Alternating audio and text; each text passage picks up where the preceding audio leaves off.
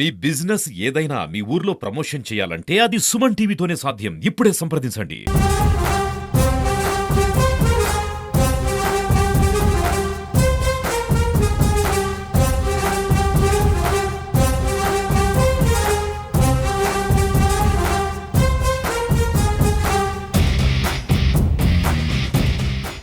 ఒకసారి shocking news ఇచ్చారు అందరికి. ఏం జరిగిందన్న దీని వెనుక? బీజేపీలో నుంచి బయటికి పోతానని నేను కూడా కలగనలే. పార్టీకి రాజీనామా చేశాడంటే ఇది ద్రోహం కాదా పార్టీకి? అదే నేను చెప్తున్నా. ఇప్పుడు ఇవి అడిగా నేను, ఇవి చెయ్యాలి. అంటే మీరు బీజేపీలో కిసాన్ మోర్చాలో కూడా పనిచేశారు. ఆడనే నాకు వాళ్ళకు క్రాష్ అవుతా ఉంది. వీళ్ళందరూ భ్రమపడతారు చంద్రబాబు నాయుడు అని. చంద్రబాబు నాయుడుకి ఏమీ లేదండి. ఇంకా చేర్చుకొని గౌరవించి ఎంపీ టికెట్ ఇచ్చిన వాళ్ళు గెలిపించకుండా ఉంటారా? కిరణ్ కుమార్ రెడ్డి గెలిస్తే ఇప్పుడు రాజకీయాన్ని వదిలేసినట్టేగా ఒక రకంగా ఏమి. ఇప్పుడు మీరు ఇంకా ఏం చేయదలుచుకున్నారు? ఖచ్చితంగా రైతుల పట్ల. ఇప్పుడు బీజేపీ ఈ రాష్ట్రంలో సొంతంగా ఎదగడానికి అవకాశం లేకుండా చేస్తూ ఉన్నారు అనే ఒక ఆరోపణ చాలా కాలం నుంచి. అవును,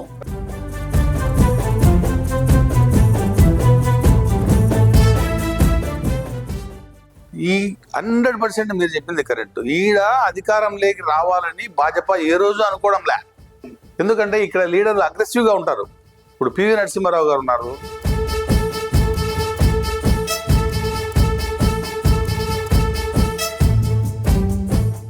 బాల్యంలోనే ఆర్ఎస్ఎస్తో ఆయనకు అనుబంధం ఏర్పడింది.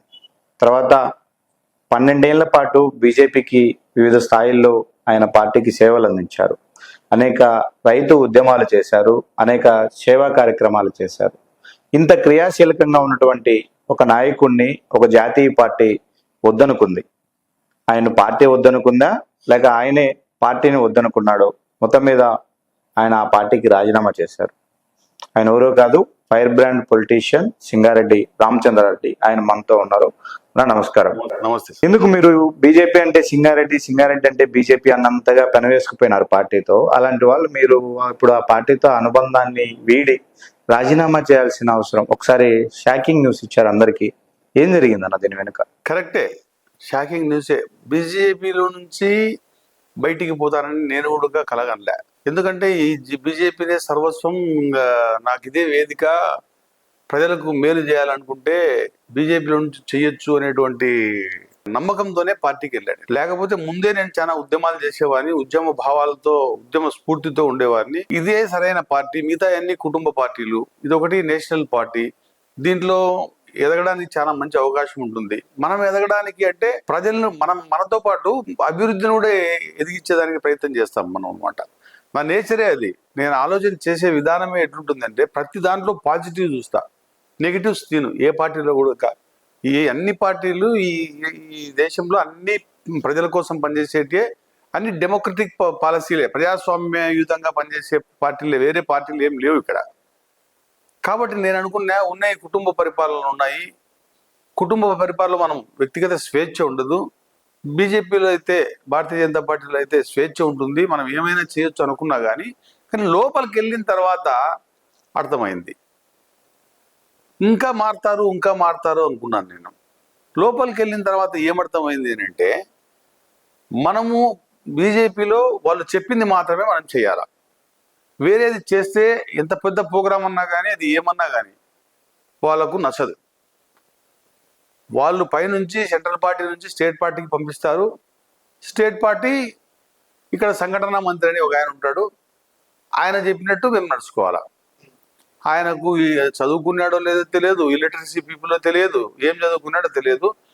ఎమ్మెల్యేలు, ఎంపీలు, అదేవిధంగా పార్టీలోకి వచ్చిన ఐఏఎస్లు, ఐపీఎస్లు, మాలాంటి మేధావులు అందరూ కూడా ఆయన ఏం చదువుకున్నాడో తెలియదు కానీ ఆయనకు వంగి నమస్కారాలు చేయాలా, ఆయనతో బాగుండాలా. లేకపోతే ఆయన ఎంకరేజ్ చేయడు. ఇది ఆడ ఉండే ఇది. ఆ సంఘటన మంత్రులతోనే ఈ దేశంలో భారతీయ జనతా పార్టీ చాలా రాష్ట్రాల్లో వెనుకబడిపోవడం, ముఖ్యంగా సౌత్లో వెనుకబడిపోవడం కారణం ఏమంటే సంఘటనా మంత్రులే. వాళ్ళనే ఆర్ఎస్ఎస్ నియమిస్తుంది దానికి. ఆ ఒక్క పోస్టు పర్మనెంట్ పోస్ట్ అనమాట అది. మిగతా వాళ్ళందరూ బీజేపీలో బాడీ ఉంటుంది. అధ్యక్షుడు తర్వాత ఉపాధ్యక్షులు 8 మంది ఉంటారు, నలుగురు జనరల్ సెక్రటరీస్ ఉంటారు, సెక్రటరీస్ ఉంటారు, స్టేట్ ఎగ్జిక్యూటివ్ మెంబర్స్ ఉంటారు, 8 మోర్చాలు ఉంటాయి, అన్నీ ఉంటాయి. ఏమున్నా కూడా ఆయన కింద పనిచేయాల. ఆయనకు ఆంధ్రప్రదేశ్ భౌగోళిక పరిస్థితులు ఆయనకు తెలియవు. ఆంధ్రప్రదేశ్ పొలిటీషియన్స్ లో ఏం జరుగుతుందో కింద ఆయనకు తెలియదు. ఆయన ఏంటంటే పైనుంచి ఏంది వస్తే అది అమలుపరచమని చెప్పి వీళ్ళ మీద అందరూ ఒత్తిడి చేస్తాడు అంతే. ఆయనతో అయినా మనం సరిగా లేకపోతే నీకు పార్టీలో విలువ ఉండదు. మీరేమన్నా పార్టీ ముందు కొన్ని ప్రతిపాదనలు పెట్టారా? వాటిని వాళ్ళు ఒప్పుకొని పక్షంలోనే మీరు రాజీనామా చేస్తారు. ఏం పెట్టారు? రాయలసీమ జిల్లాకు ఇంతవరకు కూడా అధ్యక్ష పదవి ఇవ్వలేదు ఇంతవరకు కూడా. ఇప్పుడు పార్టీ పుట్టినప్పటి నుంచి కూడా, అంటే సమైక్యాంధ్ర విడిపోయి వచ్చినప్పటి నుంచి కూడా శ్రీహరికోట నుండి శ్రీకాకుళం వరకు ఉండే వాళ్ళకి మాత్రమే ఇచ్చారు. అంటే కోస్తా వాళ్ళకు మాత్రమే ఇచ్చారు. తెలంగాణ విడిపోయింది, పక్కకు పోయింది. కోస్తా రాయలసీమ వాళ్ళకు ఎవరికే కానీ వాళ్ళు ఇంతవరకు పదవి ఇవ్వలే. మాధవ్ గారు ఐదుసారి ఎన్నికయ్యాడు. నాట్ ఎన్నిక, సెలక్షన్. అది కూడా దాంట్లో కూడా మళ్ళా చెప్తా, ఆయన ఎన్నికైన వ్యక్తి కాదు, సెలెక్ట్ చేయబడిన వ్యక్తి. ఊరికే ప్రజాస్వామ్యంలో మామ అనిపించారు, ఎవరు పోటీ చేయలేదు, ఈయన ఒక్కడే ఏకగ్రీవంగా ఎన్నుకున్నాం, అంతా అవుతుంది. అంతర్గత ప్రజాస్వామ్యం బాగా లోపించింది. నేను ఒకటే డిమాండ్ పెట్టా పార్టీ పెద్దలకు కానీ ఆర్ఎస్ఎస్ పెద్దలకు కానీ, నేను ఒకటే డిమాండ్ పెట్టా, రాయలసీమ వెనుకబడి ఉంది, అట్లే ఉత్తర కోస్తా కూడా వెనుకబడి ఉంది. దీని మీద ముఖ్యంగా రాయలసీమ ప్రాంతం చాలా వెనుకబడి ఉంది. రెండోది, మనకు వాటర్ సోర్సెస్ దండిగా ఉన్నాయి. కృష్ణా రివర్ మనం రాయలసీమ ఆనుకోనే పోతా ఉంది, రాయలసీమలో నుంచే పోతా ఉంది. దాంట్లో నుంచి సంవత్సరము 150 టీఎంసీల నుంచి 200 టీఎంసీలు సముద్రంలోకి పోతా ఉన్నాయి. అది పక్కన పెట్టు. ఇప్పుడు గాలేరు నగరిలో 26 టీఎంసీల నీళ్లు కెపాసిటీ, అది 27-26 టీఎంసీలో, దాంట్లో 22 టీఎంసీల నీళ్లు నిలబెట్టడం జరిగింది. కానీ ఇంతవరకు 10 సంవత్సరాల నుంచి ఏ పార్టీనే కానీ, అటు చంద్రబాబు నాయుడు అధికారంలోకి వచ్చాడు 2014లో, 2019లో జగన్మోహన్ రెడ్డి అధికారంలోకి వచ్చాడు, వాళ్ళు పట్టించుకోలేదు, ఈయన పట్టించుకోలేదు. ఇప్పుడు మళ్ళీ ఈయన అధికారంలోకి వచ్చాడు. ఇప్పుడైనా ఆ నీళ్ళు అట్లే ఉన్నాయి. 10 సంవత్సరాల నుంచి ఆ నీళ్లు ఒక చుక్క కూడా, ఒక ఎకరా కూడా ఇవ్వనేటటువంటి పరిస్థితి గవర్నమెంట్ది. ఎందుకు అని అంటే డిస్ట్రిబ్యూటరీ కెనాల్స్ లేవు, సబ్ కెనాల్స్ లేవు, ఏమీ లేవు. ఈ లేవు కాబట్టే ఆ నీళ్ళు అట్లే ఉన్నాయి. ఆవిరైపోతాయి నీళ్లు, కొన్ని సంవత్సరానికి టీఎంసీనో అర్ధ టీఎంసీనో ఎంతో, మళ్ళీ ఆ నీళ్లు ఫిల్ చేస్తున్నారు అంతే. దేనికి ఉపయోగపడకుండా నీళ్లు అట్లే ఉండిపోయినాయి. వేలాది భూములు ఎకరాలు తీసుకొని ఊర్లే పోయినాయి. దాని గురించి కొన్ని వేల కోట్ల రూపాయల ఆ ప్రాజెక్టు మీద ఇన్వెస్ట్ చేసింది గవర్నమెంట్. కానీ ఆ నీళ్లు ఇచ్చేదానికి వీళ్ళకు డబ్బులు లేదు, కెనాల్స్ విధానికి డబ్బులు లేదు.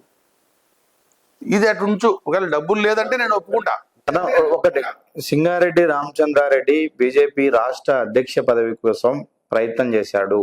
అధ్యక్ష పదవి రాగని కారణంగానే పార్టీకి రాజీనామా చేశాడంటే ఇది ద్రోహం కాదా పార్టీకి?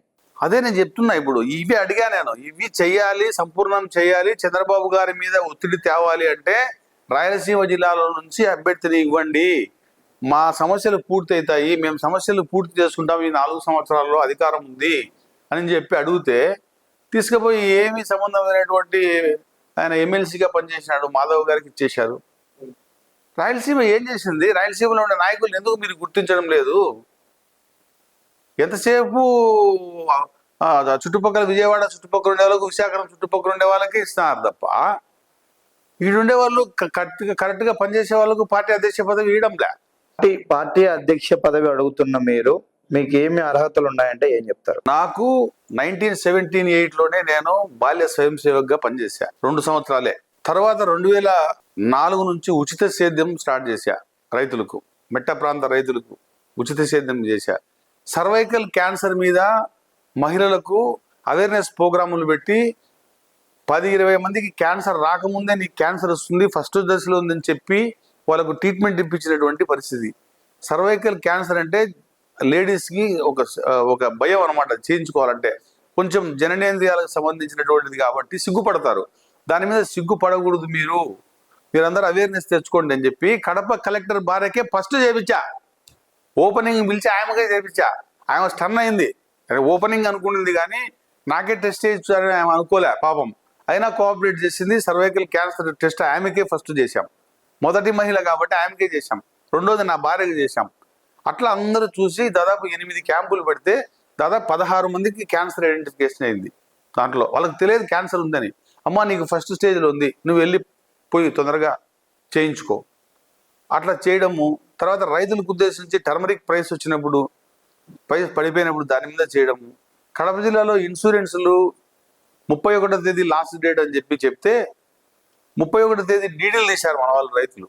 అవి ఢిల్లీకి పోతే ఐసీఆర్ వాళ్ళు దాంట్లో పక్కకేశారు. ఎందుకంటే మీరు మాకు చేరాల్సిన తేదీ 31వ తేదీ, మీరు డీడీ తీసింది 31వ తేదీ, మేము ఎందుకు తీసుకుంటామని డీడీలు అన్ని కట్టగట్టి ఢిల్లీలో బయట వేసేసారు. అప్పుడు నేను నిరాహార దీక్ష చేసి రైతులతో నిరాహార దీక్ష చేపిస్తే అప్పుడు ఐసీఆర్ నుంచి నేరుగా ఢిల్లీకి వాళ్ళు ఫోన్ చేసి మేము ఉద్యమం ఢిల్లీకి మారుస్తారని చెప్పి వాళ్ళను చెప్తే అప్పుడు భయపడి యాక్సెప్ట్ చేసి తీసుకుంటే ఆ సంవత్సరం 200 కోట్లు వచ్చింది కడప జిల్లాకు.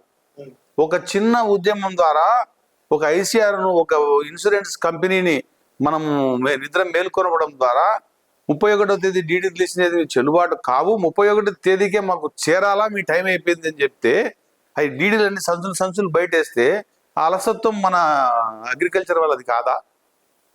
వాళ్ళు నేనే లేకుండా ఉంటే ఆ డీడీలన్నీ వెనక్కి తీసుకొచ్చి ఎవరికి వాళ్ళకి పంచాలనుకున్నారు. అట్టాడిది 200 కోట్లు వచ్చింది. ఆ వచ్చినప్పుడు అవినాష్ రెడ్డి గారు అందరూ పోయేసి వాళ్ళే తెచ్చినట్టు ఇది బయటికి మేమే ఇప్పించామంటారు. కానీ దాని వెనకల ఆ యాక్సెప్ట్ చేపించింది రామచంద్రారెడ్డి అని చెప్పి రైతులకు తెలియదు, ఇప్పటికి కూడా అవినాష్ రెడ్డి గారికి కూడా తెలియదు. అయ్యే తీసుకోకపోతే, అప్లికేషనే తీసుకోకపోతే ఈరోజు 200 కోట్లు పోయేది. నాకు 3 లక్షలు ఖర్చు అయింది. నా 3 లక్షల ఖర్చు పోతే 200 కోట్లు రైతులకు వచ్చింది చూడు, అది నా సాటిస్ఫాక్షన్. కానీ రైతులు అది గుర్తు పెట్టుకోవట్లేదు. ఇప్పుడు మా నాయకుడు మా కోసం చేశాడని వాళ్ళకు తెలియదు అసలు అండి. రైతుకు ఆయనకు పని చేయడము, ఆయన మనకు ఫుడ్ అందియడం తప్ప రైతుకు ఇట్లా దాంట్లో అవేర్నెస్ లేదు. ఎందుకంటే రైతు విభజింపబడినాడు, divide and rule. Congress party ఒక రైతు సేవా విభాగము, బీజేపీ ఒక రైతు మోర్చా, వైఎస్ఆర్సీపీ ఒక రైతు మోర్చా. ఇట్లా రైతులను డివైడ్ చేయడం ద్వారా రైతులు సంఘటితం కాకుండా ఈ రాజకీయ పార్టీలన్నీ కూడా పబ్బం గడుపుకుంటా ఉన్నాయి. అంటే మీరు బీజేపీలో కిసాన్ మోర్చాలో కూడా పనిచేశారు. అక్కడ రైతులకు సేవ చేసే అవకాశం కానీ స్కోప్ కానీ మీకు ఎక్కడ దొరకలేదా? ఆడ ప్రయత్నం చేశాను నేను. ఏం ప్రయత్నం చేసినా వాళ్ళు మీటింగులు పెట్టమంటారు తప్ప రైతులకు న్యాయం జరిగేది ఏదైనా చేస్తామంటే మనమే అధికారంలో ఉండి నువ్వు ఎట్లా ఉద్యోగం చేస్తావో అంటారు వాళ్ళు నన్ను. ఆడనే నాకు వాళ్ళకు క్రాష్ అవుతా ఉంది. అప్పటి నుంచే వాళ్ళకు నాకు స్టార్ట్ అయింది. 2014 కిసాన్ మోర్చాలో నుంచే స్టార్ట్ అయింది. అంటే ఈయనకు ఉద్యమ భావాలు ఉన్నాయి, ఈయన అగ్రెసివ్గా వెళ్తాడు. మనము బీజేపీలో ఏంటంటే బానిస బతుకులు. నువ్వు సంఘటన మంత్రి ఏం చెప్తే అది చేసేటట్టయితే ఓకే, ఈ గ్లాస్ తీసుకుపోయి ఆడ పెట్టి రాపో అంటే పెట్టి రావాలా. నువ్వు పోయి ఈరోజు విశ్వకర్మ ఉద్యమం చేయంటే ఆయన మీద పెట్టి పాలు చల్లి అది చల్లి ఇది చల్లి వాళ్ళు ఏం చెప్తారో మన మీద అమలు పరిచేట్టు కాబట్టి మనం బీజేపీలో పనిచేయాలి. నీకంటూ సొంత భావాలతో, నీకంటూ సొంత దీనితో బీజేపీలో నువ్వు మనుగడ సాగించలేవు. గుండెల మీద చేసుకొని చెప్పండి. ఇప్పుడు పనిచేసేటువంటి బీజేపీ నాయకులకు నేను ఛాలెంజ్ విసురుతాడా, సొంతంగా మీరు ఏదన్నా ఉద్యమం చేయగలుగుతారా? దమ్ముంటే రండి. మీరు చేయలేరు, సొంతంగా మీరు ఉద్యమం చేయలేరు. పైనుంచి వాళ్ళు ఏది చెప్తే ఈడ అమలుపరచడం తప్ప, బానిస బతుకులు తప్ప మీరు ఏమీ చేయలేరు. అంటే బీజేపీలో ఉండే వ్యవస్థను మీరు తప్పుపడుతూ ఉన్నారు, వ్యవస్థలో లోపాలను ఎత్తి చూపుతున్నారు. మరి ఇన్ని రాష్ట్రాల్లో అధికారంలో ఉంది, ఈరోజు దేశాన్ని పరిపాలిస్తుంది. వాటికి ఆంధ్రప్రదేశ్ కు మధ్య ఈ డిఫరెన్స్ ఏం గమనించారు మీరు? ఇక్కడ ఉన్నటువంటి బీజేపీ పరిస్థితి ఏంటి? ఉత్తరాదికి దక్షిణాదికి తేడా ఉంటుందండి. దక్షిణాదిలో లీడర్లు కానీ ఓటర్లు కానీ అగ్రెసివ్గా ఉంటారు. చాలా తెలివైన వాళ్ళు దక్షిణాది వాళ్ళు. ఎవరికి ఓటేయాలి, ఎక్కడ ఓటేయాలని వాళ్ళకి చాలా. కానీ ఉత్తరప్రదేశ్ లాంటి రాష్ట్రాల్లో, నార్త్ ఇండియాలో మనకున్నంతటువంటి అవేర్నెస్ లేదు, మనకున్నంత డెవలప్మెంట్ కూడా వాళ్ళ దగ్గర లేదు. మనకెందుకంటే ముందు నుంచి సముద్ర తీర ప్రాంతం మనకు ఉంది కాబట్టి, వాణిజ్యపరమైనటువంటి లావాదేవీలు ఇతర దేశాలతో మనకు ఉన్నాయి కాబట్టి, ఎప్పుడో బ్రిటిష్ గవర్నమెంట్ కంటే ముందు వాళ్ళు వచ్చిన వాళ్ళు కూడా, ఈ అలెగ్జాండర్ వీళ్ళందరూ కూడా సముద్ర మార్గం ద్వారా బిజినెస్ చేశారు. శ్రీకృష్ణదేవరాయలు కూడా బిజినెస్ చేశాడు, చాలా బిజినెస్ చేశాడు ఆయన. అప్పటి నుంచే సౌత్ ఇండియాలో బాగా తెలివైన వాళ్ళు అంటే నేర్చుకున్నారు.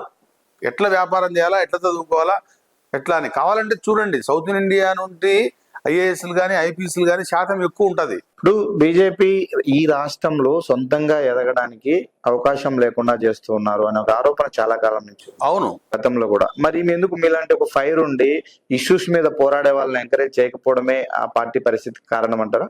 ఈ 100% మీరు చెప్పింది కరెక్ట్. ఈడ అధికారంలోకి రావాలని భాజపా ఏ రోజు అనుకోవడంలే.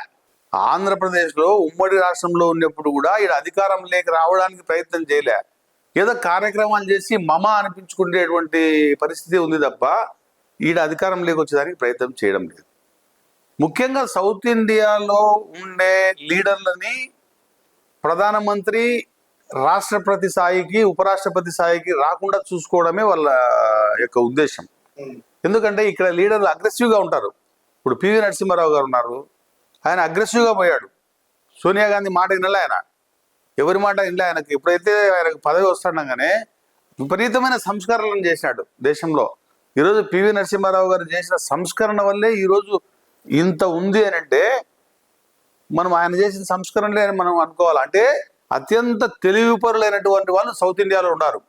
అక్కడ నార్త్ ఇండియాలో ఇంత రెవల్యూషన్ ఉండదు, మనలాగా ఉన్నంత చైతన్యం ఉండదు వాళ్ళ దగ్గర. వాళ్ళు చెల్తాయి గాడి అని దొబ్బేస్తుంటారు ఎట్లా కావాలంటే అట్లా. అందుకు ఆ పక్క బీజేపీ ఎట్లా చెప్తే అట్లా నడుస్తుంది. కానీ సౌత్ ఇండియాలో బీజేపీ ఎట్లా చెప్తే అట్లా నడవదు. ఈడ చదువుకునే వాళ్ళు బాగుంటారు, తెలివివంతులు బాగుంటారు, లీడర్లు కూడా అగ్రెసివ్గా ఉంటారు, డబ్బులు బాగున్నాయి, డబ్బులు కూడా పెట్టగలుగుతారు, అన్ని విధాలుగా ముందుంటారు. అందుకే సౌత్ ఇండియాలో నుంచి ఇర్రెస్పెక్టివ్ ఆఫ్ పార్టీస్, అంటే బీజేపీలో కాదు, టీఆర్ఎస్లో కాదు, తెలుగుదేశంలో కాదు, అన్నాడీఎంకేలో కాదు, డిఎంకేలో కాదు, ఏ పార్టీ ప్రధానమంత్రి అభ్యర్థికి సరిపోయే విధంగా నాయకుడిని ఎదగనీయకుండా చేస్తూ ఉన్నారు. ఎదగనీయరు వీడ. ఈ సౌత్ ఇండియాలో నుంచి ప్రధానమంత్రి అభ్యర్థికి ఒక క్యాండిడేట్ ఉండకూడదు.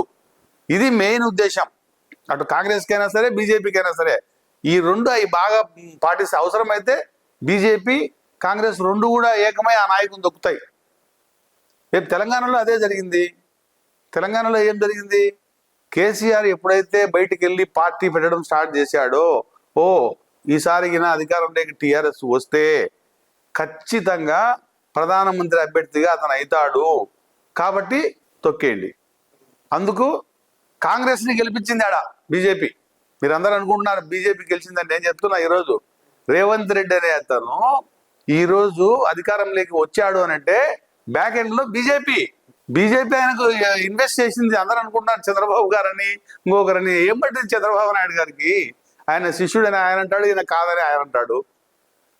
మేజర్గా బీజేపీనే రేవంత్ రెడ్డి గారిని ప్రోత్సహించింది, మిగతా డబ్బులు ఇచ్చి అన్ని ఇచ్చి. ఎందుకంటే బీజేపీ రాలేదు. ఫస్ట్ ప్లేస్లో టీఆర్ఎస్ ఉంది, సెకండ్ ప్లేస్లో బీజేపీ ఉంది, థర్డ్ ప్లేస్లో కాంగ్రెస్ ఉంది. సో మనం అధికారంలోకి రాలేము, టీఆర్ఎస్ఏ వచ్చే విధంగా ఉంది కాబట్టి కాంగ్రెస్ను ఫ్రంట్ లైన్లోకి పెట్టేసేస్తే, మనం వెనక్కి వచ్చేస్తే టీఆర్ఎస్ రాకుండా పోవాలా వాళ్ళకి అది. ఎందుకంటే ప్రధానమంత్రి అభ్యర్థిగా రేపు ఆయన ఉండకూడదు, ఓడిపోవాలా. ఆడ పార్టీ ఓడిపోతే, సీట్లు ఏమి రాకపోతే అప్పుడు ఆయన ప్రధానమంత్రి అభ్యర్థికి చేయలేడు. కేవలం చూడండి, కేసీఆర్ పార్టీ అధికారంలోకి వచ్చి ఉంటే ఖచ్చితంగా ప్రైమ్ మినిస్టర్ పోస్ట్కి ఆయన ఎలిజిబిలిటీ అయ్యేవాడు. అది రాకుండా జాగ్రత్త పడారు ఇద్దరు. కాంగ్రెస్ వాళ్ళు జాగ్రత్త పడారు, వీళ్ళు జాగ్రత్త పడ్డారు. ముఖ్యంగా బీజేపీ. రేపు ఆయన పోయి అలయన్స్ పెడతాడు, ఆయన దగ్గర డబ్బులు బ్రహ్మాండంగా ఉంది, జనం ఉండారు, జనసంఖ్య ఉంది, నోరు ఉంది, అన్నీ ఉండే. నేనే ప్రధానమంత్రి అనింటే ఎన్ని 20 సీట్లలోనే 15 సీట్లలో నిన్న తేడా వచ్చింది ప్రధానమంత్రి మోదీ గారు. మరి కేసీఆర్ రేపు ప్రధానమంత్రి అభ్యర్థిగా పెడతాడేమో అనే డౌట్తో ఆయన్ను తప్పించేసేసి మనము రాలేం కాబట్టి, మనం అంటే బీజేపీ రాలేం కాబట్టి ఈ కాంగ్రెస్ నాడు ప్రమోట్ చేసి రేవంత్ రెడ్డిని పుష్ చేసి రేవంత్ రెడ్డిని లేపినారు బీజేపీ. రేవంత్ రెడ్డి వెనకాల ఉండేదే బీజేపీ. ఓకే, వీరందరూ భ్రమపడతారు చంద్రబాబు నాయుడు అని. చంద్రబాబు నాయుడుకి ఏమీ లేదండి. ఇంకా ఆయన ఏం తెలంగాణలో ఆశించే పరిస్థితి లేడు, ఆయన తెలంగాణలో ఇది లేదు. ఆయనకేం ఉపయోగము రేవంత్ రెడ్డి వస్తే?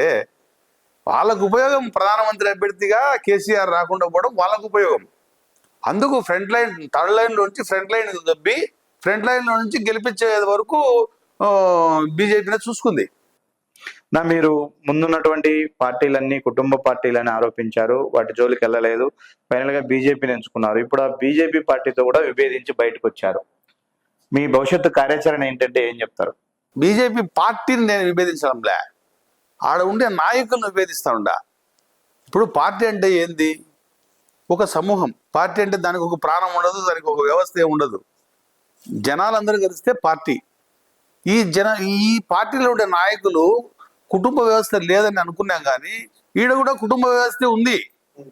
అది ఎట్లా ఉంది అంటే ఆర్ఎస్ఎస్ కుటుంబం, ఇది వ్యక్తిగత కుటుంబము, అది సామూహిక కుటుంబం. అదే మెయింటైన్ చేస్తుంది మొత్తం అంతా. దీనికంటే కూడా ప్రమాదకరమైంది ఆ వ్యవస్థ. ఎందుకంటే చదువురాని వాళ్ళని తెచ్చి సంఘటనా మంత్రులను చేసి ఐపీఎస్లు ఐఏఎస్లు పార్టీలకు వస్తే కూడా ఎనికిపోతున్నారు అని అంటే ఆ సంఘటనా మంత్రి దగ్గర పోయి నిలబడుకోవాలా? చెప్పండి సార్, చెప్పండి. ఆయన జరిగింది 5వ తరగతితో 10వ తరగతితో చదివింటాడు, ఆయనకు చదువు రాదు, భారతదేశ ఎల్లలు కూడా చెప్పలేడు, ఈ జియోగ్రఫికల్ గా రైతులకు ఏం కావాలా ఏమీ తెలియదు. ఆయనకు తెలిసిందల్లా ఒకటే, ఆర్ఎస్ఎస్ ఏం చెప్తే అది చేయడం, వాళ్ళు ఏం చెప్తే అది చేయడం, ఈయన చెప్పింది ఏదో మేము కింద ఉండే వాళ్ళం పనిచేయడం. భారతీయ జనతా పార్టీలో కార్యకర్తల కంటే కూడా నాయకులు బానిస బతుకుతా ఉన్నారు. ఒక్కరికి కూడా ఇండిపెండెన్స్ ఉండదు. ఇంకా ఈ పార్టీలలోనైతే చిన్న పార్టీలు కాబట్టి ఏదో పోతుంటది, కానీ ఇది ఏమైందంటే మొత్తం ఇది కూడా ఒక కుటుంబం అనుకోండి. ఇంకా ఇది కూడా కుటుంబ వ్యవస్థే, కాకపోతే సామూహిక కుటుంబం. ఇది వాళ్ళు చెప్పిందే జరగాలి అంతే. నువ్వు ఎంత పెద్దోడన్నా కానీ, ఇప్పుడు కిరణ్ కుమార్ రెడ్డి ఉన్నారు, కూర్చోబెట్టేశారు పక్కన. డీజీపీ గారు దినేష్ రెడ్డి గారు వచ్చారు పార్టీలోకి, అంత 2 నెలలకే ఎన్నిక వెళ్ళిపోయాడు. గంగుల ప్రతాప్ రెడ్డిలు వచ్చారు, వెళ్ళిపోయారు. తులసిరెడ్డి గారు వచ్చారు, వెళ్ళిపోయారు. కాటసాని రాంభూపాల్ రెడ్డి గారు వచ్చారు, వెళ్ళిపోయారు. ఎంతమంది ఇట్లా వచ్చిన వాళ్ళు, వెళ్ళిపోయిన వాళ్ళు. 18% వాజ్పేయి అద్వానీ గారి టైంలో ఈ రాష్ట్రంలో ఇండివిజువల్ గా పోటీ చేసినప్పుడు కమలం గుర్తుకు 18% ఓట్లు వచ్చినాయండి. 18% నుంచి ఈరోజు 0.9% ఎందుకు పడిపోయింది? 0.9% 2019లో బీజేపీ కార్యకర్తలు, ఆర్ఎస్ఎస్ కార్యకర్తలు 64 సంఘాలు ఉన్నాయి ఆర్ఎస్ఎస్ కి. వాళ్ళందరూ కూడా వైఎస్ జగన్ కి ఓటేశారు నేను ఎంపీకి నిలబడినప్పుడు. మన పార్టీ వాళ్ళన్నా మనకి వేసుకోవాలి కదా. వివిధ సంఘాల వాళ్ళు, వివిధ క్షేత్రాల వాళ్ళు 11,000 మంది ఉన్నారు కడప డిస్టిక్ లో. ఇది యాక్టివ్ గా ఆ సంఘాల్లో ఉండే విహెచ్పిఎస్ అయితేనేమి, బజరంగ దళ్ అయితేనేమి, బీజేపీ అయితేనేమి, జనజాగరణ సమితి అయితేనేమి, స్వదేశీ జాగరణ మంచి అయితేనేమి, ఇట్లాంటి వాళ్ళందరూ, ఆపాస్ అయితేనేమి, ఇట్లాంటి వాళ్ళందరూ దాదాపు 64 సంఘాలు ఉన్నాయి. వాళ్ళందరూ ఓట్లు వేసినా కూడా నీకు 11,000 ఇంకా జనాలు వేసినట్టు కాకుండా. మరి ఏమైనా ఓట్లు మా వాళ్ళు మాకే వేయలే ఓట్లు, అంతా జగన్కి వేసినారు.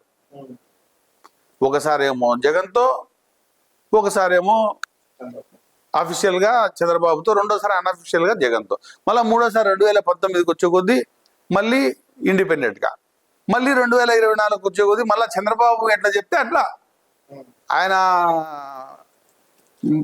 పొత్తు పెట్టుకుందాము అంటే సరే, అవి 4 సీట్లు 3 సీట్లు ఇచ్చాడు, అవి తీసుకుంటారు. దాంట్లో కూడా మళ్ళీ క్యాండిడేట్ లేకపోతే ఆయనే పంపించాడు. వాళ్ళే బీజేపీ కార్యకర్తలుగా వాళ్ళని బీజేపీ కార్యకర్తలు కూడా వాళ్ళ కిందనే పనిచేయాలా.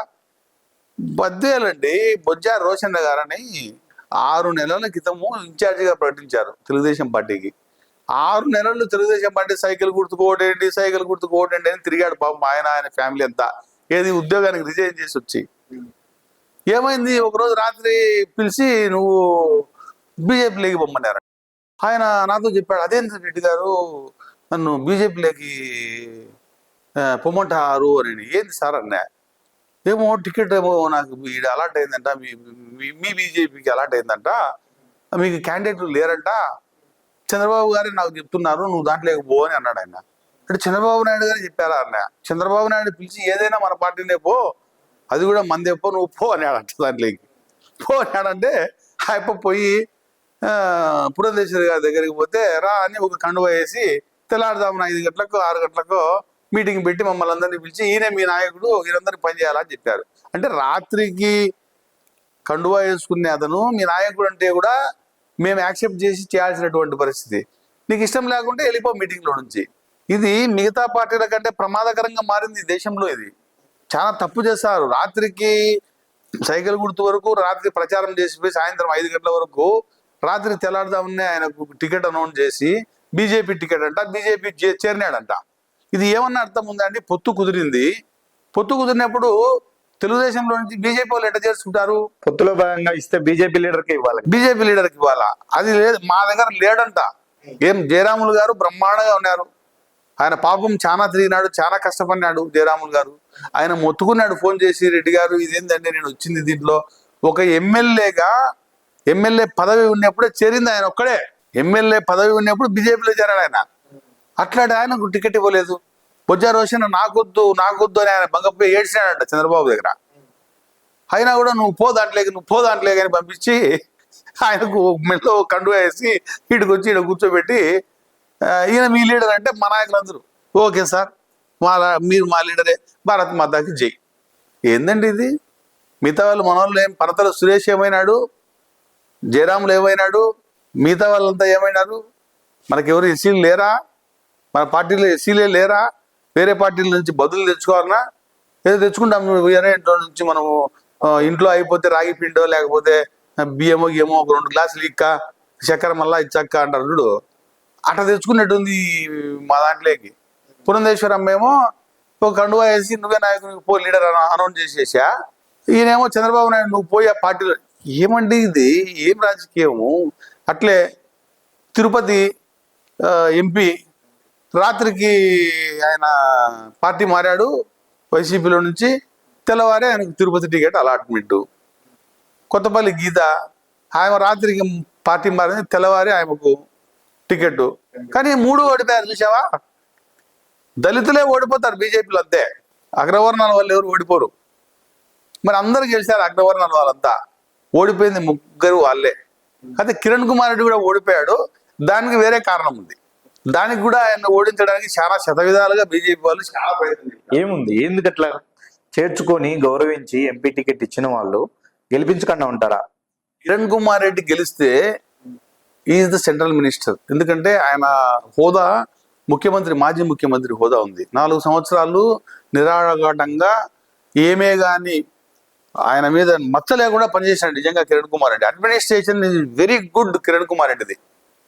ఆయన గెలిస్తే సెంట్రల్ మినిస్టర్లో ఆయనకి ఇవ్వాలా కదా, అందుకు ఆయన ఓడిపోతే మంచిది. అన్ని పార్టీలు తలా వచ్చేసారు పాపం. వైఎస్ఆర్సీపీ వాళ్ళు వాళ్ళ పని వాళ్ళు చేసుకున్నారు, వాళ్ళకు సపోర్ట్గా బీజేపీ వాళ్ళు చేశారు, తెలుగుదేశం వాళ్ళు చేశారు. ఆయన్ను ఎట తిరిగి ముంచాలా అని చూసి ముంచేశారు. దాంట్లో ఇబ్బంది ఏం లేదు. పాపం కిరణ్ కుమార్ రెడ్డి ఎప్పుడూ నష్టపోతానే ఉన్నాడు. ఇప్పుడు ఆయన కూడా పార్టీలో ఇమడలేకపోతున్నారనే ఒక ప్రచారం ఉంది. ఇమడలేకపోతున్నారు అని అంటే ఇప్పుడు ఆయన కాంగ్రెస్కు పోయాడు. మళ్ళీ ఆయన పార్టీ రద్దు చేసుకున్నాడు, సమైక్యాంధ్ర పార్టీ. ఆ రోజు పార్టీ పెట్టేటప్పుడు చెప్పా, సార్ సమైక్యాంధ్ర పార్టీ పనికిరాదు సార్, పేరు మీరు నామిక్లేచర్ తీసేయండి. సమైక్యాంధ్ర పార్టీ పెడితే ఆల్రెడీ విడిపోయిందండి, విడిపోయి 2 స్టేట్లలో సపరేట్గా ఉన్నాము. ఇప్పుడేంది సమైక్యాంధ్ర పార్టీ సార్ అంటే, లేదు కోర్టు నుంచి మనకు వస్తుంది, మనమే ఎలక్షన్స్లో గెలిచేది అని ఆయన చెప్పాడు.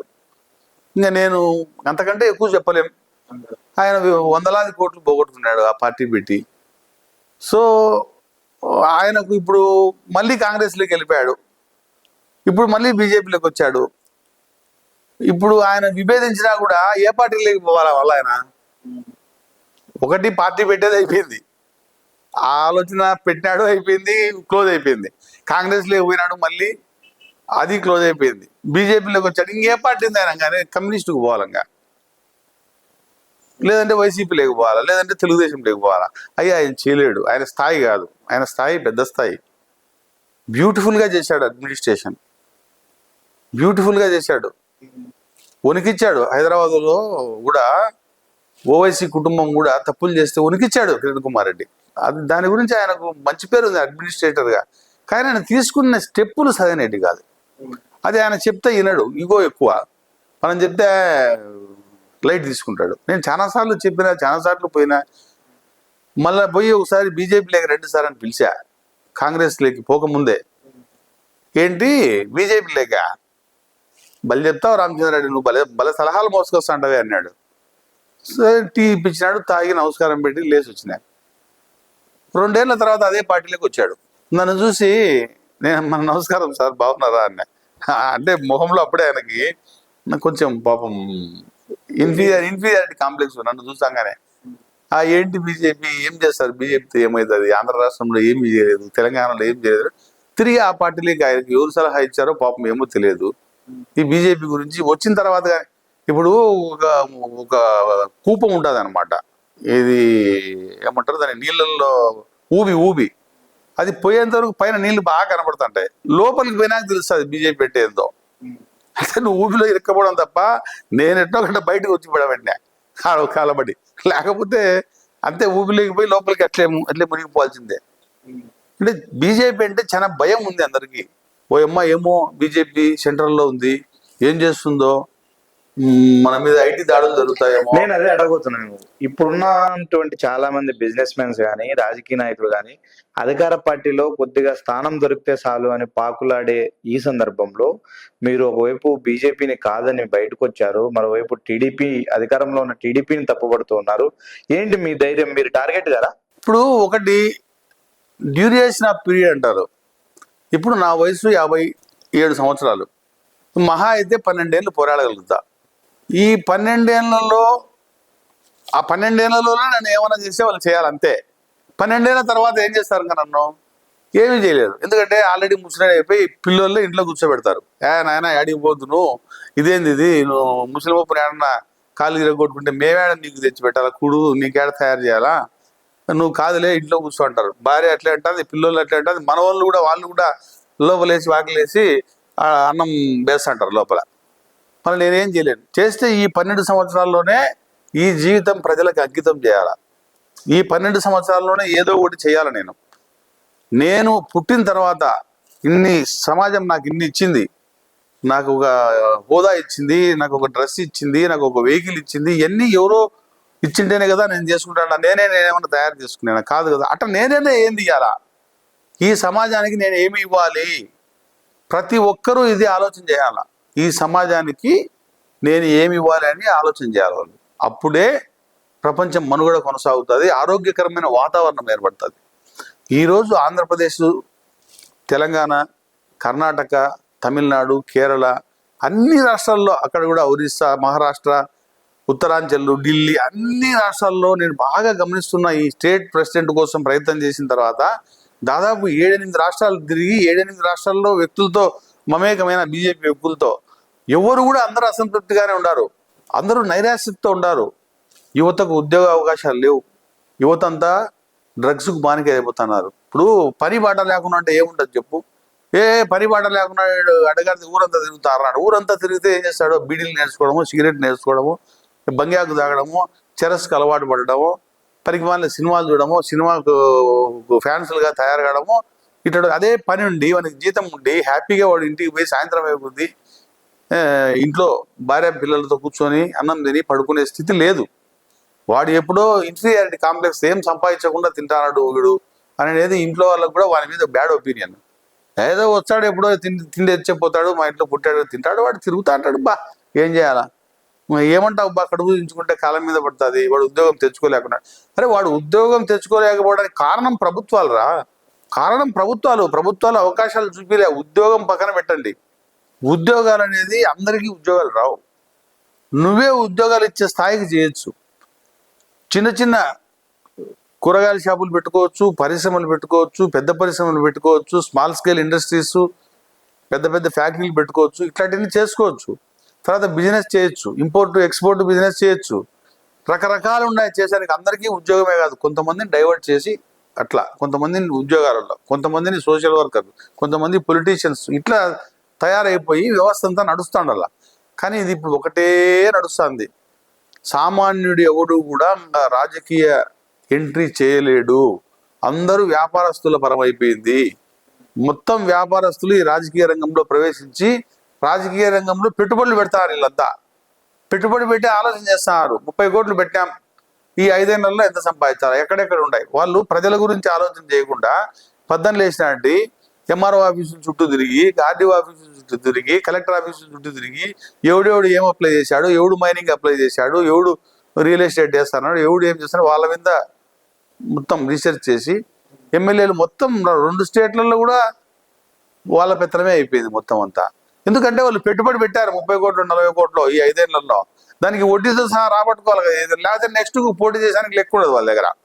ఇప్పుడు ఇదే వ్యవస్థ మారకపోతే మొత్తం తాడిత పీడిత ప్రజలందరూ కూడా రాజకీయాల్లోకి రాలేరు, మేధావులు రాలేరు, డబ్బున్నోళ్ళు వ్యాపారం చేసే వాళ్ళు మాత్రమే రాజకీయంలోకి అధికారంలోకి వస్తే ఈ దేశానికి అంతకంటే ప్రమాదకరమైంది లేదు. ఇప్పుడే మన స్టేట్లో ఒక వ్యక్తి తయారైనాడు, నేను ఆ పేరు చెప్పను కానీ అన్ని పార్టీలకు పనిచేస్తాడు ఆయన. ఆయన బీజేపీలో ఉంటాడు, అన్ని పార్టీలకు పనిచేస్తాడు. నువ్వు ఓకే అంటే కాంగ్రెస్కు పనిచేస్తాడు, తృణమూల్ కాంగ్రెస్కు పనిచేస్తాడు, తెలుగుదేశానికి పనిచేస్తాడు, బీజేపీకి పనిచేస్తాడు. మళ్ళీ ఆయన సగర్వంగా చెప్పుకుంటాడట, ఇక అందరూ నేను చెప్తేనే నాకు పనులు అప్పగిస్తున్నారబ్బా, నేను వాళ్ళందరి పనులు చేసి పెడతాను, అందుకే నాకు వర్కులు వస్తాయి, కాంట్రాక్ట్లు వస్తాయి అంటాడు. అట్టటోళ్ళదే కాలం ఉంది ఈ కాలంలో. ఈ బీజేపీ నేత ఆయన నుంచో యాడుకో పోయి పోటీ చేసినాడు, మన పేరు ఎందుకండి, మనం ఆయన వ్యక్తిగతంగా నాకేం ఆయన శత్రువు ఏం కాదు, కానీ అలాంటి సూట్ అవుతారా పార్టీకి? మంచి వ్యక్తి, అట్లాంటి వాళ్ళు సూట్ అవుతారు, అట్లాంటి వాళ్ళు బాగా సూట్ అవుతారు. నువ్వు పోయి కాంగ్రెస్ లో పని చేసుకుని రాపో సాయంత్రం అని అంటే పోయి రాత్రికి మాట్లాడుకొని వాళ్ళకి గిన్నెలు పెట్టి వాళ్ళని సెట్ చేస్తాడు. వాళ్ళని సెట్ చేసి మళ్ళీ వచ్చేసి ఈడ కూడా సెట్ చేస్తాడు వాళ్ళకి వీళ్ళకి ఇద్దరికి. ఇంకేముంది, ఆ ఊర్లో ఉండే కాంట్రాక్టులన్నీ ఆయనకే. ఇక ఏమంటే అందరూ కావాలి ఆయనకు. చాలా మంచి నిర్ణయం మొత్తం మీద అయితే. వితౌట్ పార్టీస్ ఆయన అందరితో బాగా కలిసిపోయి ఉంటాడండి. మంచి ఇది, భోజనాలు బ్రహ్మాండంగా పెడతాడు అందరికీ. మేము కూడా పోయినా కూడా భోజనాలు బ్రహ్మాండంగా పెడతాడు. అట్లా అన్నం పెట్టే విషయంలో మాత్రం చాలా ఎనికిపోడు. కానీ ఇట్లా మాత్రం ఏ పార్టీకి, కమ్యూనిస్టులకైనా పనిచేస్తాడు. నాకు ఈ పని ఉందన్న బీజేపీలో అని అంటే చేసి ఇచ్చి పెడతాడు. దానికి సర్వీస్ వేరే రకంగా ఉంటుంది. అది క్రిడ్కోపోలో ఆయనకి ఏదో వర్క్ ఇవ్వడమో, లేకపోతే ఆయన చెప్పిన పని ఇంకోటి చేయడమో, అట్లా దేశం అంతటా బ్రహ్మాండంగా ఆయన ఒక పవర్ బ్రోకర్ లాగా బ్రహ్మాండంగా ఉన్నాడు. ఆయన పేరు మనం చెప్పలేము కానీ మీకు అంత డైరెక్ట్ గా, ఎందుకంటే నాకు కూడా మంచి ఫ్రెండ్. ఇప్పుడు మీరు అన్ని పార్టీల్లో రైతు విభాగాలు ఉంటాయి, రైతులకు మేము చాలా చేస్తున్నామని పార్టీలు అన్ని ప్రస్తావిస్తున్నాయి. కానీ ఇప్పటికీ రైతుల యొక్క స్థితిగతులు మారలేదు. రైతుల పరిస్థితుల పట్ల పూర్తి అవగాహన నుండి ఒకప్పుడు వాళ్ళ కోసం ఉద్యమాలు చేసిన మీరు ఇప్పుడు రాజకీయాన్ని వదిలేసినట్టేగా ఒక రకంగా ఏమి ఇప్పుడు మీరు ఇంకా ఏం చేయదలుచుకున్నారు? మళ్ళీ రైతుల పక్షానే పోరాటం చేయబోతున్నారా, లేకపోతే మీ భవిష్యత్తు కార్యాచరణ ఏమన్నారు? ఖచ్చితంగా రైతుల పట్ల ఉద్యమాలు ఉంటాయి. యువతను ప్రేరేపితం చేసి యువతను ఉద్యమాల్లోకి తీసుకొస్తాం. విద్యార్థులను ఉద్యమాల్లోకి తీసుకొస్తాం. రిటైర్డ్ పీపుల్ను కూడా ఉద్యమాల్లోకి తీసుకొస్తాం. డాక్టర్లను తీసుకొస్తాం, ఇంజనీర్లను కూడా తీసుకొస్తాం. ఇట్లా అనేక విభాగాలు ఉన్నాయి. వీళ్ళందరినీ కూడా ఉద్యమాల్లోకి డైవర్ట్ చేయకపోతే ఈ దేశము, ఈ రాష్ట్రము చాలా ఇబ్బంది పడే పరిస్థితి ఉంది. ఒక్కరినే నమ్ముకుంటే ఎప్పుడు కాదు, అందరం సంఘటితం కావాలా. ఖచ్చితంగా కూడా సంఘటితం అయితేనే మనం ఉద్యమాల ద్వారానే సాధించగలుగుతాం.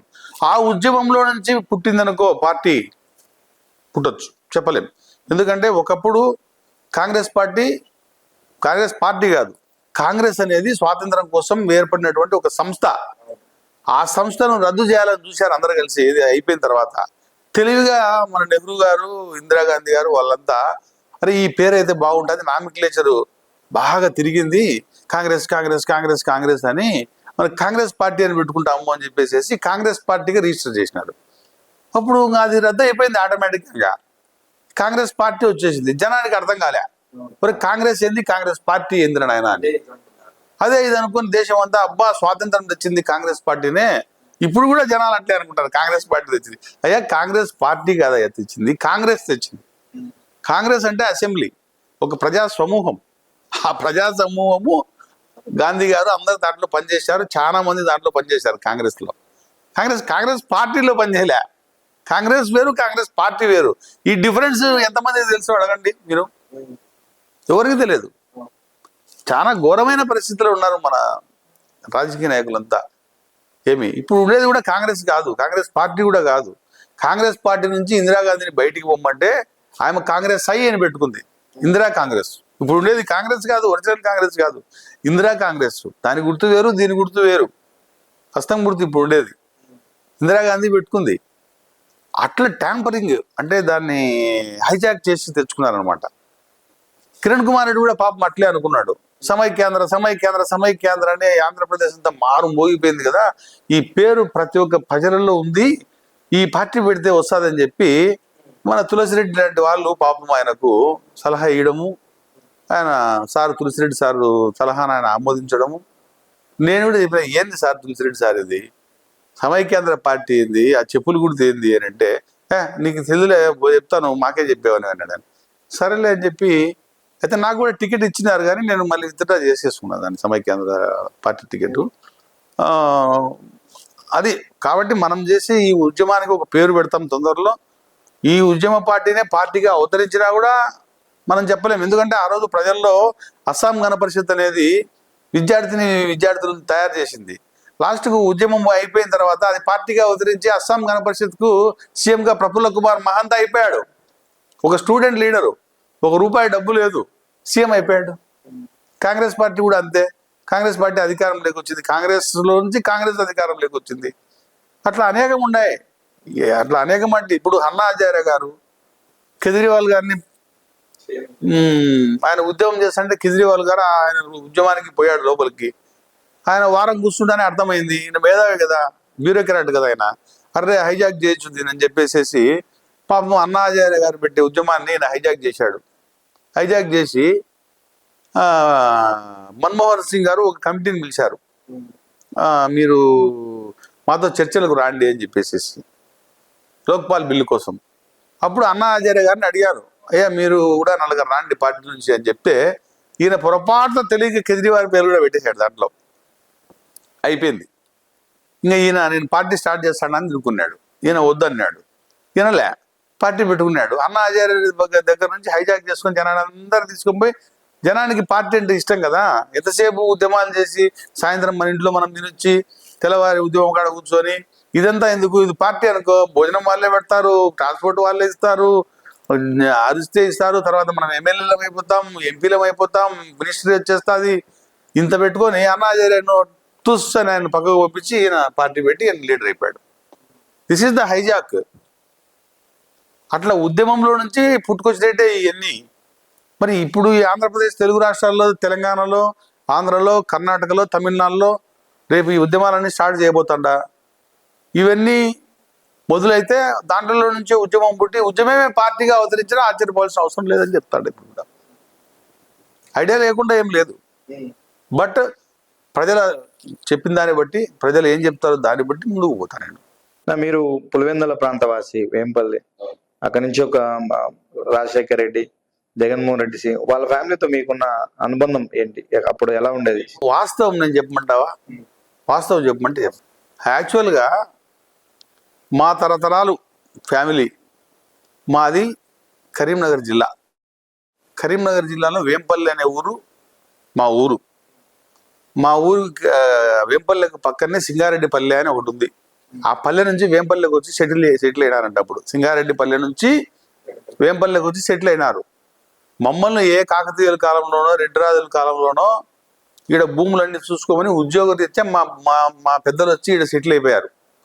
మా పెద్దలు ఈడే పుట్టారు, నేను పులివెందులలోనే తాలూకాలోనే పుట్టా, అంతా ఆంధ్రానే. కాకపోతే తేడా ఏంటంటే మేము తెలంగాణ నుంచి వలస వచ్చిన వాళ్ళం, మా ఫ్యామిలీలన్నీ. మా ఫ్యామిలీ హిస్టరీలు కూడా అక్కడనే ఉన్నాయి. ఇప్పుడు కూడా సింగారెడ్డి ఫ్యామిలీస్ అక్కడ దండిగా ఉన్నారు. అక్కడ వేంపల్లి అనే గ్రామం ఉంది, అక్కడ సింగారెడ్డిపల్లి ఊరుంది. అదే పేరు ఈడ తెచ్చి పెట్టుకొని వేంపల్లి గ్రామం స్థాపించిందే మా పెద్దలు. ఈడ వేంపల్లి అనే ఊరిని చేసి సింగారెడ్డి వాళ్ళం మేము ఆనే ఉన్నాం. కాబట్టి దీంట్లో తిరగాల్సి ఏంటంటే, తెలంగాణ రాష్ట్ర సమితి అధ్యక్షులు కేసీఆర్ గారు ఆయన పుట్టింది తెలంగాణలో, కానీ ఆయన పూర్వీకులందరూ ఆంధ్రాలో.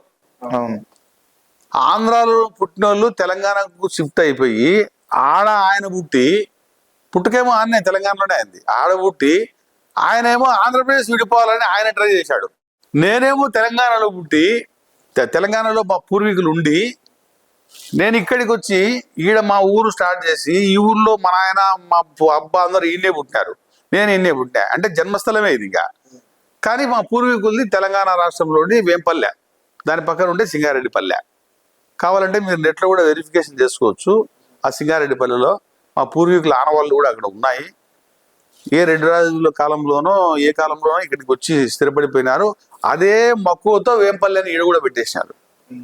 సింగారెడ్డిపల్లె నుంచి వచ్చినాం కాబట్టి సింగారెడ్డి వాళ్ళం అని చెప్పేశారు.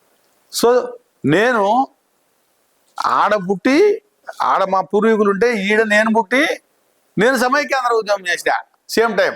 ఆయనేమో ఆంధ్రాలో పుట్టి ఆంధ్రాలో వాళ్ళ పూర్వీకులు పుట్టి తెలంగాణలో ఆయన ఊరుకు పుట్టి ఆయనేమో ప్రత్యేక తెలంగాణ ఆయన కోరాడు, సమైక్యాంధ్ర కావాలని నేను కోరా. డిఫరెన్స్ చూడండి మా ఇద్దరికి, ఇది కేసీఆర్కి నాకు ఉండే డిఫరెన్స్. నేను సొంతూరు మీద నేను పోరాటం చేసి ఈయన ఇక్కడ పోరాటం చేసింది, అలా డిఫరెన్స్ అయిపోయింది ఆయనకు నాకు. సో మా చరిత్ర, కుటుంబ చరిత్ర అది. వైఎస్ఆర్ కుటుంబంతో మా ఫోర్ ఫాదర్స్ అందరూ, అంటే ఫోర్ ఫాదర్స్ అంటే మా అబ్బతరంలో వాళ్ళు లేరు కదా. ఆయన పంచాయతీ బోర్డు సర్పంచ్ కూడా కాదు, వార్డు కూడా రాజారెడ్డి గారు ఒకసారి ఓడిపోయారట. అది కూడా ఈ మధ్యన తులసిరెడ్డి గారు చెప్తే నేను విన్నా.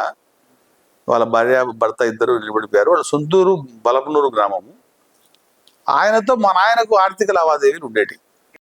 ఆయన ఇద్దరు కలిసి ఒక వేంపల్లిలో కందులబాబు రెడ్డి వాళ్ళకి అమ్మారు ఫ్యాక్టరీ. అంతకుముందు వాళ్ళు ఫ్యాక్టరీ కొని చెనిక్కాయలు ఆడించి పప్పు అమ్మేది పెట్టినారు అన్నమాట. డికార్డ్ గెట్టింగ్ అంటారు, దాన్ని పెట్టినారు. మళ్ళీ కొన్ని రోజులకు మొన్నటి వరకు మా ఇంటికి ఫోన్ బిల్ వచ్చేది. అంతా ఒక 15 ఏళ్ల క్రితం వరకు కూడా మా నాయనకు ఆ ఫోన్ బిల్ మాకే వచ్చేది. మళ్ళీ రాజారెడ్డి ఒకరోజు పిలిచి, రాజా మనం అమ్ముతాడమ్ము ఎందుకు అది అని చెప్తే, మా నాయనకు 40%, వాళ్ళకి 60%, మేజర్ షేర్ హోల్డర్లు. సరే అన్న మీకు మీ ఇష్టము అమ్ముకోండి అంటే, ఈ ముద్దు అదే 100 కోట్లు పోతుంది.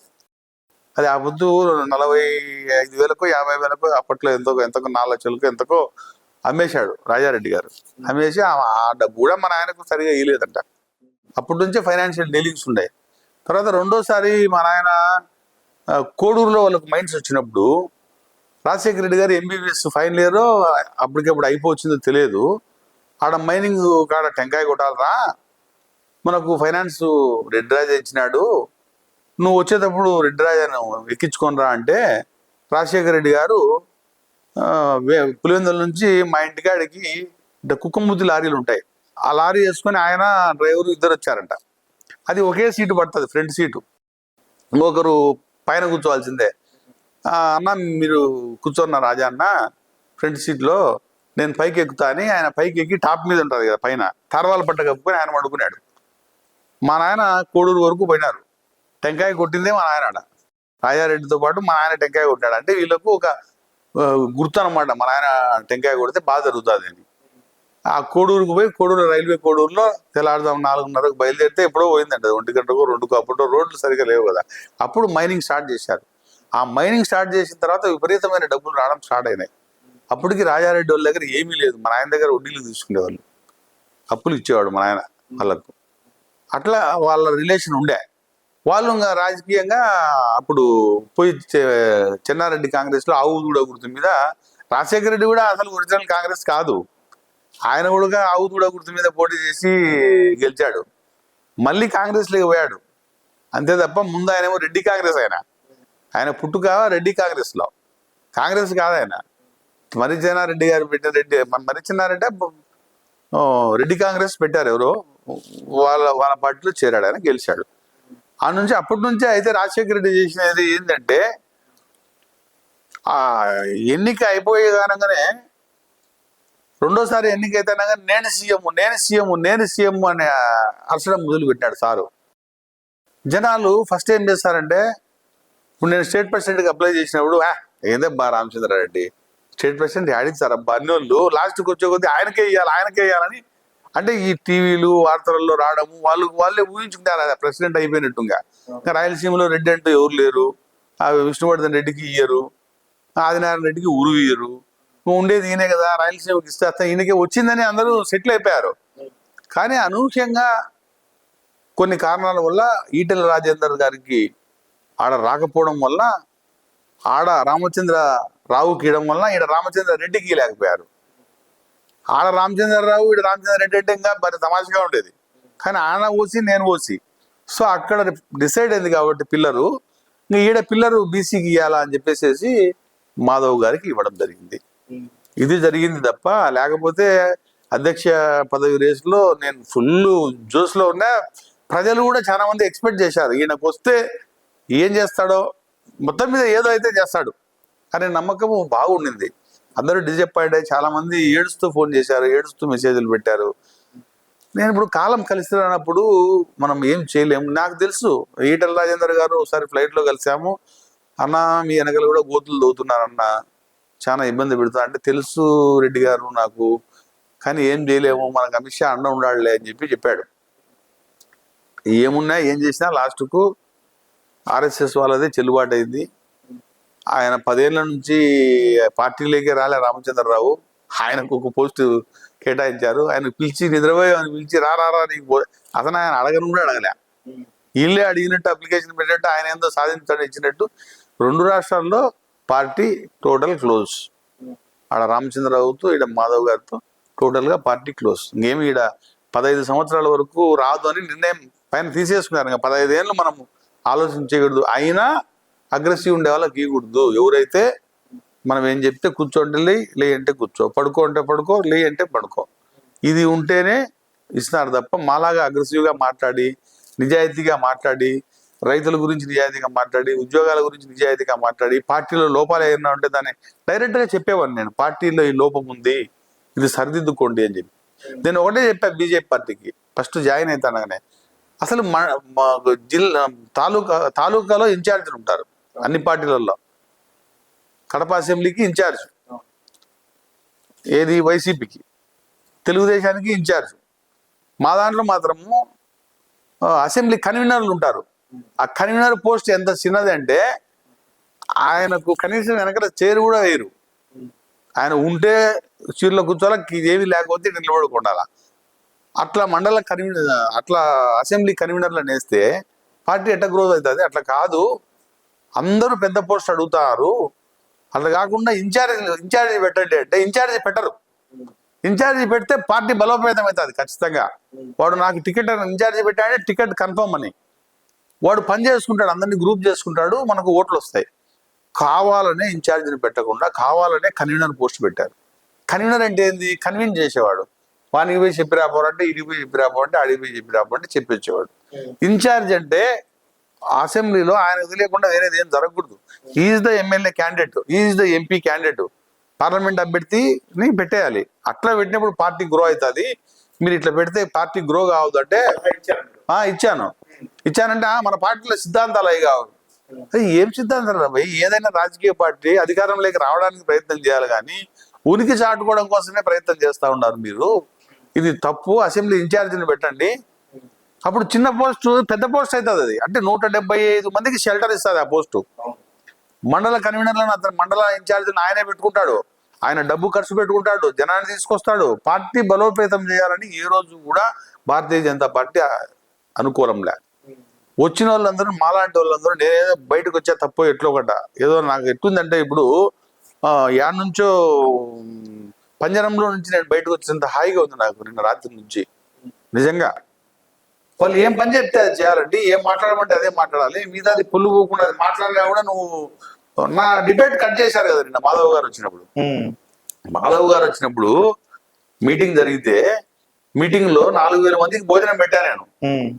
1500 మంది అని చెప్పి 3800 మందిని తోలారు. కావాలని నేను ఫెయిల్ చేయాలా అని చెప్పి నన్ను, నేను ముందే తెలిసింది నాకు వీళ్ళు నన్ను ఫెయిల్ చేయాలని చూస్తారని చెప్పి నేను 4000 మందికి భోజనం చేయించి పెట్టా. సో 3500 3600 మంది తిరిగిన తర్వాత మళ్ళీ మిగిలిన అన్నం అంతా సాయంత్రం ఎత్తుకుపోయి వాళ్ళకి ఇచ్చేసా, అనాథాశ్రీ వాళ్ళకి ఇచ్చా. మళ్ళీ ఇది నమ్ముతారో నమ్మరని ఫోటోలు కూడా తీసుకున్నాను. అయిపోయింది అన్నం అయిపోయింది అని ప్రచారం చేస్తారని. ఇట్లా మాట్లాడేటప్పుడు మీటింగ్ లో మైక్ ఇవ్వలేదు నాకు. ఎందుకు ఎవరైనా అడిగిన దానికి అప్పుడు వచ్చేపు 2 నిమిషాలు మాట్లాడాలని అంటే వాళ్ళే టైం ఫిక్స్ చేస్తారు. 2 నిమిషాలు మాట్లాడాలి. ఏం మాట్లాడాలి 2 నిమిషాల్లో? వచ్చిన వాళ్ళందరి పేర్లు చెప్పి నమస్కారం అనే లోపలే 2 నిమిషాలు అయిపోతుంది. ఇంకా కూర్చోవాలి. దానికి ఏం సంబంధము? నన్ను మాట్లాడిస్తే మాట్లాడనివ్వండి, లేకపోతే అక్కర్లేదన్న. సరే మాట్లాడని చెప్పి 4 నిమిషాలు టైం పెంచారు. సో 2 నిమిషాలు దీనిలోకి పోతే ఇంకా 2 నిమిషాల్లో ఆదినారాయణ రెడ్డి సాక్షిగా మాట్లాడుతాడని చెప్పా. ఆదినారాయణ రెడ్డి సాక్షిగా మాట్లాడుతాడా, ఆయన ఇంటికాడ ఉండే గండికోట రిజర్వాయర్లో 20 టీఎంసీల నీళ్లు ఉన్నాయి. ఆ నీళ్లను మాకు ఎప్పుడు ఇప్పిస్తావు నువ్వు దీన్ని మా వెనకాల నిలబడాలని మాధవ్ గారికి అల్టిమేటం జారీ చేశా. ఇవంతా నచ్చవండి వాళ్ళకు. లేచి వాళ్ళని పొగిడి ఆయనను ఆకాశానికి ఎత్తేసేసి దేశం కోసం ధర్మం కోసం పోరాడుతాడని చెప్పి ఆమెను కూర్చోవాలి. అప్పుడు నీకేమన్నా ఇవ్వడానికి ఆలోచన ఉంటుంది. కానీ నాలాంటి అగ్రెసివ్గా ఉండే వాళ్ళకు, కిరణ్ కుమార్ రెడ్డి లాంటి వాళ్ళకు ఈ పార్టీలో స్థానం లేదని నాకు ఈ మీటింగ్ తర్వాత తెలిసిపోయింది. నా లైవ్ కట్ చేశారు. బీజేపీ లైవ్ పెడుతుంది, అధ్యక్షుడు యాడికి పోయినా లైవ్ ఉంటుంది ఫేస్బుక్ పేజ్లో. నా లైవ్ కట్ చేశారు. నేను 2 నిమిషాల వరకు పెట్టారు. 2 నిమిషాలు ఎక్స్టెన్షన్ ఇవ్వాలి కదా, ఆ ఎక్స్టెన్షన్ అంతా తీసేశారు. దాంట్లోనే కంటెంట్ ఉంది, దాంట్లోనే చంద్రబాబుకు చేరాల్సినటువంటి కంటెంట్ ఉంది. చంద్రబాబుకి ఏం చెప్పా నేను, ఆయనకి గౌరవనీయులు ముఖ్యమంత్రి గారు ఆయనకి ఏం చెప్పా, 27 టీఎంసీల నీళ్ళు నిలబడుకున్నా స్వామి 10 ఏళ్ల నుంచి, దానికి కాలువలు ముందు నీళ్ళు ఇవ్వండి, దానికి ఏంటి అంటే కడతాంటే ఏంటి మాకెందుకు, ముందు నీళ్ళు ఫస్ట్ మాకు, మళ్ళా చేయి బెనకచెర్ల కానీ ఇంకోటి కానీ ఏదన్నా. మేము వద్దనిలే, బెనకచెర్లకు మేము ఎప్పుడు ఆపోజిట్ కాదు. వచ్చిన నీళ్లను పొలాలకు మళ్ళీ ముందు ఈ నీళ్లు వాడు, ఉండే నీళ్ళే వాడలేక మేము రాయలసీమను సస్యశ్యామలం. ఏంది సస్యశ్యామలం అంటే బాగా ఒక సంస్కృత పదాన్ని పట్టుకున్నారండి అందరూ. ఈ రాయలసీమ సస్యశ్యామలం అదొకటి బాగా ఉంది. రాయలసీమ రతనాల సీమ, ఇట్లాంటి కొన్ని వర్డ్స్ నేర్చుకొని అవి చెప్పి బాగా మాటలు చెప్పి రాయలసీమ రైతులందరినీ మోసం చేస్తారు. ఈరోజు కేసీ కెనాల్ ఏది స్థితిలో ఉందండి, కుందు నది ఏది స్థితిలో ఉంది, మన ఊర్లో నుంచి పోతాండే నీళ్లు మనం తాగలేని పరిస్థితి. అంటే ఇంతకంటే ఘోరము, ఇంతకంటే బాధ ఏదన్నా ఉందా చెప్పండి. మీ ఎదురుగా ఇట్లా బిర్యానీ ప్యాకెట్లు పోతున్నాయండి క్యూలో, అది తీసుకుని తినేదానికి లేదు. ఎంత బాధపడతావు నువ్వు, హ్యూమన్ బీయింగ్. ఆ బిర్యానీ ప్యాకెట్ తినాలనిపిస్తుంటుంది, తీసుకోవద్దు అంటారు. మన ఇంటి ముందర పోయే నీళ్లు కర్నూలు నుంచి విజయవాడ వరకు మన ఇంటి ముందర పోయే నీళ్లను వాడుకోలేకుండా సముద్రంలో పడిపోతా ఉంటాయి. సరే వచ్చిన నీళ్ళు ఏమన్నా 20 టీఎంసీల నీళ్ళు ఆడికి వచ్చాయా, ఆడ ఉన్నాయా, 8 సంవత్సరాలు 10 సంవత్సరాల నుంచి ఉన్నాయంటే ఆ నీళ్లను వాడుకుంటే దానికి కాలువలు ఇవ్వరు. సర్వరాయ సాగర్ లో 3 టీఎంసీలు 4 టీఎంసీలు నీళ్లు ఉన్నాయి, చేపలు పట్టుకునే దానికి మాత్రం యాక్షన్ వేసి ఇచ్చారు. దానికి నీళ్లు ప్రజలకు ఇలేరు. ఎంతసేపు గ్రౌండ్ వాటర్ డెవలప్ కావాల్సిందే. దేనికోసం కట్టారు ప్రాజెక్టు పూర్తి అయిపోయిన తర్వాత కూడా కాలువలు తవ్వి నీళ్ళు లేని పరిస్థితిలో గవర్నమెంట్ ఎందుకుంది? ఇవన్నీ జగన్మోహన్ రెడ్డి కూడా అడగలేడు, ఎందుకంటే తను కూడా చేయలే. నువ్వు చేయనప్పుడు ఇతరులను అడిగే హక్కు నీకటి వస్తుంది. సో ఆయన కూడా అడగలేడు, ఎందుకంటే రేపు అడిగినా కూడా రేపు వచ్చినాకైనా మళ్ళా నువ్వు చేయని పట్టుకుంటారు కదా. మళ్ళా మనం అధికారంలోకి వస్తే మనం కూడా చేయాల్సి వస్తుంది కదా. ఎంతసేపు పథకాల గురించి ఆలోచన చేస్తా మిగతా పార్టీలు ఎట్ట తొక్కాలా, మిగతా పార్టీలు ఎట్ట నాశనం చేయాలా అని చూస్తున్నారు తప్ప, చంద్రబాబు నాయుడు గౌరవనీయులు ఆయన ఏమైనా చేయొచ్చండి. ఆయనకి ఇప్పుడు 164 సీట్లు దాదాపు వచ్చినట్టున్నాయి, ఏమైనా చేయొచ్చు. మరి ఎందుకు చేయలేకున్నాడు? ఎందుకు ఇదంతా జరుగుతుంది స్టేట్ లో? ఆర్థిక వనరులు లేకపోవడం. సంపద సృష్టించవచ్చు, సంపద సృష్టిస్తా. నేను చెప్తా, దానికి బ్లూ ప్రింట్ ఇస్తా, చేయమనండి. సంపద ఎట సృష్టించవచ్చో చెప్తాం. కానీ వాళ్ళు పిలవరు కదా మనల్ని పిలవరు, మనతో మాట్లాడరు. మేమే పెద్ద తోపులము అనుకుంటారు వీళ్ళంతా, కానీ ఏమీ చేయలేరు.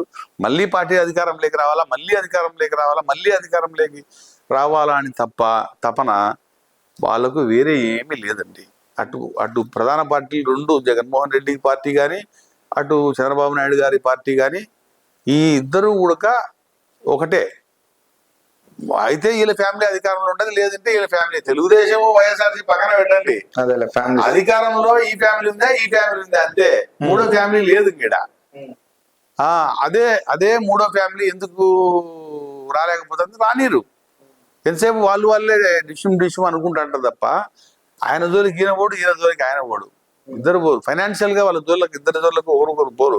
అది కండిషన్ ఉంది ముందు నుంచే రాజశేఖర రెడ్డితో, చంద్రబాబు నాయుడుకి, ఆయనకి ఇద్దరికి ఫినాన్షియల్ గా పోరు. ఫినాన్షియల్ గా వాళ్ళ ఆర్థిక మూలాలను వీళ్ళు దెబ్బ కొట్టరు, వీళ్ళ ఆర్థిక మూలాలను వాళ్ళని దెబ్బ కొట్టరు. ఇది ఒక కండిషన్ వాళ్ళిద్దరికి. కానీ కిందుండే వాళ్ళు వస్తారు జైళ్ళలో పడి, అది పడి ఇది పడి, ఇళ్ళకు నరకంగా నచ్చింది పాపం జనానికి అంతా. ఇది పద్దని లేచిన టీవీలలో ఆయన్ని అరెస్ట్ చేసి ఈయన అరెస్ట్ చేసి ఈయన లోపలేసి ఆయన లోపలేసి ఏంది ఇదంతా? ఏంది రాష్ట్రంలో ఏడిగిపోతుంది ఈ రాష్ట్రం అంతా? అభివృద్ధి ఖచ్చితంగా నేను చెప్తున్నా చూడండి సుదర్శన్ రెడ్డి గారు, రాబోయే 10 సంవత్సరాల్లో అత్యంత పేదరికం కలిగిన రాష్ట్రంగా ఆంధ్రప్రదేశ్ తెలంగాణలు రెండు అవతరించకపోతే నా పేరే రామచంద్రారెడ్డి కాదని చెప్తాను. ముఖ్యంగా ఆంధ్రప్రదేశ్, తెలంగాణ అంటే వాళ్ళకు ఒక సమూహం ఉంది, వాళ్ళ అదృష్టం కొద్దీ వాళ్ళకు రాజధాని వచ్చింది కాబట్టి వాళ్ళకు డబ్బులు పోయే వాళ్ళందరూ, మన వాళ్ళందరూ ఆంధ్రప్రదేశ్ ఉండే వాళ్ళందరూ ఎక్కడ ఇన్వెస్ట్ చేస్తున్నారు చెప్పండి? పోతే బెంగళూరు పోతారు, లేదంటే హైదరాబాద్ పోతారు, ఇంకా తిరుపతి వాళ్ళు అయితే చెన్నైకి పోతారు. ఈడ ఎవరు పెట్టుబడులు పెట్టడం లే. ఎందుకు పెట్టడం లేదు? ఇదో వీళ్ళిద్దరే కారణం. వైఎస్ జగన్మోహన్ రెడ్డి గారు, చంద్రబాబు నాయుడు గారు, వీళ్ళిద్దరూ కలిసి ఏదైనా పొరపాటుతో నువ్వు ఈ టైంలో నువ్వు పెట్టావనుకో, నువ్వు చంద్రబాబు మనిషివి, రేపు వచ్చినప్పుడు నిన్ను తొక్కు. జగన్మోహన్ రెడ్డి గారి టైంలో ఏదైనా ఫ్యాక్టరీ పెట్టాడు అనుకో, ఆయన టైంలో పెట్టాడు, ఈయన దొక్కు ఈయన, ఇట్లా భయపడి తెచ్చి ఇదంతా మాకెందుకు గోలా, ఈ స్టేట్లలోనే ఉండము, అటు చెన్నైకో బెంగళూరుకో హైదరాబాద్కో పోతే ఈ పీడ పోతుంది, వీళ్ళకి ఏదో సంవత్సరం వచ్చినా పోతుంది చందా ఇచ్చి, నేను ఇట్లాని వీళ్ళు కూడా అరిచి, మేము వైఎస్సీపీ మేము తెలుగుదేశం అని వీళ్ళు కూడా అరిచి మేము అనిపించుకొని పోతాం. పెట్టుబడులు అయితే భయపడి పెట్టడంలే. వీళ్ళను నమ్మలేకున్నారు, వాళ్ళని నమ్మలేకున్నారు.